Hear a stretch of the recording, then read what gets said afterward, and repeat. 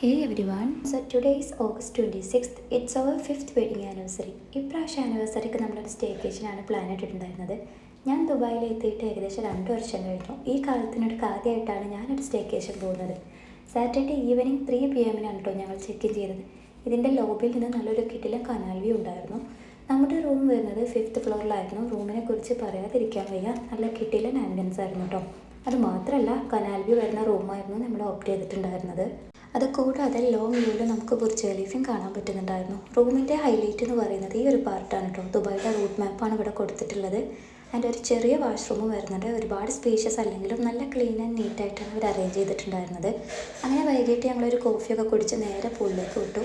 Roof ടോപ്പിലാണ് pool set ചെയ്തിട്ടുണ്ടായിരുന്നത്. എല്ലായിടത്തും പോലെ കിഡ്സിനും അഡൾട്ട്സിനും സെപ്പറേറ്റ് ആണ് ഉണ്ടായിരുന്നത്. ആദ്യമൊക്കെ എൻ്റെ മോൻ പൂളിൽ ഇറങ്ങാൻ താല്പര്യം കാണിച്ചില്ലെങ്കിലും പിന്നെ ആൾ കൂളായിട്ട് നടക്കാൻ തുടങ്ങി കേട്ടോ.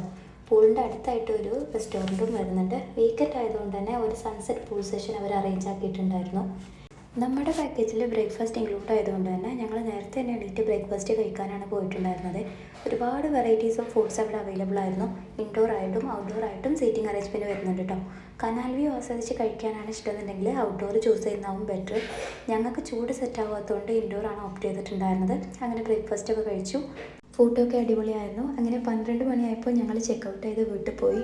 അപ്പോൾ ഈ ഒരു സ്റ്റേക്കേഷനെ കുറിച്ച് കൂടുതൽ ഡീറ്റെയിൽസ് അറിയാൻ താല്പര്യമുള്ളവർ കമൻറ്റ് ചെയ്താൽ മതി. ഞാൻ ഡീറ്റെയിൽസ് എല്ലാം DM ഷെയർ ചെയ്യാം കേട്ടോ. ബൈ.